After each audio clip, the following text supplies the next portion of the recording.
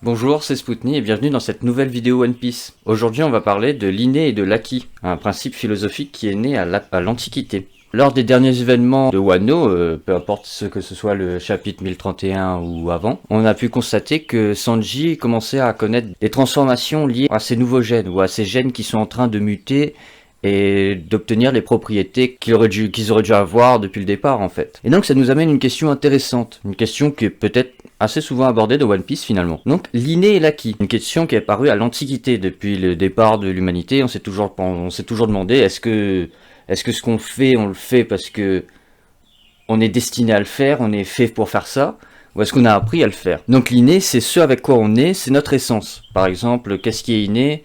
C'est la royauté, le sang royal. Moi, je pourrais pas apprendre à avoir des gènes de roi. Mais par contre, Sanji est né avec des gènes de prince. Il est né d'un sang royal. Vivi est né d'un sang royal. La reine d'Angleterre est de sang royal par nature, par essence. Et après, il y a l'acquis. L'acquis, c'est ce qui est appris et relève de l'environnement. Alors là, par exemple, la reine d'Angleterre, elle est peut-être née avec le sang royal, elle est peut-être née avec l'essence d'une reine, mais elle a dû apprendre à diriger. N'importe quel dirigeant peut naître, n'importe quel roi peut naître avec son essence de roi, mais il est obligé d'apprendre à diriger pour devenir un leader. En fait, c'est plus tard qu'il devient... C'est quand il a appris à diriger et qu'il concilie ça avec sa légitimité de roi qu'il devient quelqu'un d'énorme dans la vie. Donc c'est une question qui a un rapport avec l'instinct de l'homme. Est-ce qu'on a un instinct ou pas? Certains disent que oui, d'autres disent que non, certains disent un peu des deux. Et voilà, grosso modo c'est l'histoire du truc. Donc c'est un rapport avec l'instinct de l'homme et une question par rapport à l'optimisation de l'éducation. Si chacun d'entre nous a une part d'inné, donc l'éducation va devoir adapter ses méthodes d'apprentissage à nos caractéristiques innées qui sont différentes les uns des autres. Sinon, on peut tout uniformiser, tout le monde apprend de la même façon dans le même contexte. Donc la culture donne au moins forme à l'inné. L'inné existe mais on le voit pas forcément et la culture est ce qui permet de faire prendre forme à l'inné dans notre monde, je suppose, en quelque sorte. Donc après, tous les débats philosophiques nous donnent John Locke. John Locke qui écrit le principe de tabula rasa. L'homme est une page blanche, il a zéro instinct. Seule l'éducation et les interactions sociales importent. Dans les mêmes conditions, on aurait tous le même comportement. On a aussi Ashley Montagu qui est pour la négation pure et simple de tout ce qui est héréditaire. Et on a aussi le principe de déterminisme social qui naît. C'est-à-dire que le déterminisme, c'est quoi? Le déterminisme, c'est que la façon de penser, la philosophie de penser que tout est déterminé en fait. C'est juste nous on connaît pas assez de paramètres. Si on connaît chaque moindre détail de chaque interaction, de chaque atome, de chaque être humain, on serait capable de connaître l'histoire de l'humanité et son futur en ayant tous les détails de l'univers, mais nous on l'a pas. Peut-être que d'autres l'ont, moi je sais pas, j'ai pas la réponse. C'est ça le déterminisme social, c'est du déterminisme, mais dans le côté social, c'est-à-dire que c'est lié vraiment à la sphère sociale de l'homme et aux hommes.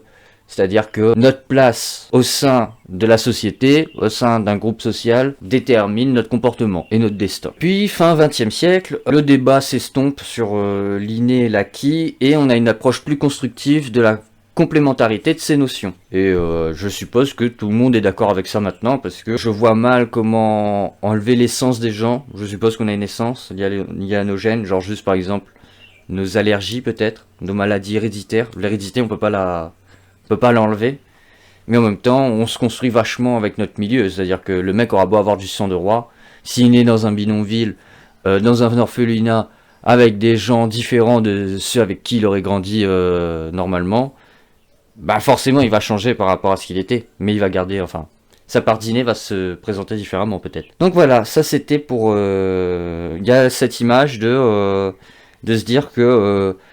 l'inné et l'acquis sont en fait la longueur et la largeur d'un rectangle. Et toi, c'est le rectangle. T'es forcément une composition des deux, un agencement des deux. Si c'est équilibré, t'es un carré. Voilà, bref. L'inné et l'acquis, c'était ça, leur histoire. L'histoire d'où vient la philosophie de l'inné et l'acquis. Et donc maintenant, on va passer à l'inné et l'acquis chez Sanji. Parce que, vous voyez, on est quand même là pour parler un peu de One Piece, parce que c'est sympa. Donc chez Sanji, forcément il a un côté inné qui est forcé en fait, c'est de l'inné artificiel. Judge a pris les gènes des enfants pour les modifier et les rendre surhumains. Et donc Sanji il a ses gènes dormants, parce que les autres ils ont les gènes mutés. Et si j'ai bien compris, Sanji en fait il a des gènes dormants qui n'ont pas encore muté, la mutation est venue plus tard, donc au début il a des gènes normaux, il a ses gènes à lui. Et donc après, qu'est-ce qui vient de l'acquis chez Sanji? On a d'abord ce qu'il a appris avec sa mère, Sa mère lui apprend l'amour et la générosité, et c'est avec elle qu'il découvre l'envie de faire plaisir à travers la nourriture, de lui faire des petits plats. Il a sa relation avec Reiju, qui est un peu particulière, parce que Reiju reste un bon petit soldat, comme elle le dit elle-même. Elle n'a pas de cœur. Je vois deux possibilités. Soit elle est différente de Ichiji, Niji et Yanji, c'est-à-dire que elle n'a pas la modification du cœur de glace, mais elle a été éduquée comme ça, et que eux, ils ont la modification du cœur de glace et c'est inné chez eux. Soit ils l'ont tous les quatre, le gène en fait. En fait, c'est juste que comment dire ça. L'autre possibilité, c'est que tous les quatre aient en fait été propices ouverts à cette éducation. Et notamment parce qu'ils avaient ils avaient les pouvoirs, etc. machin.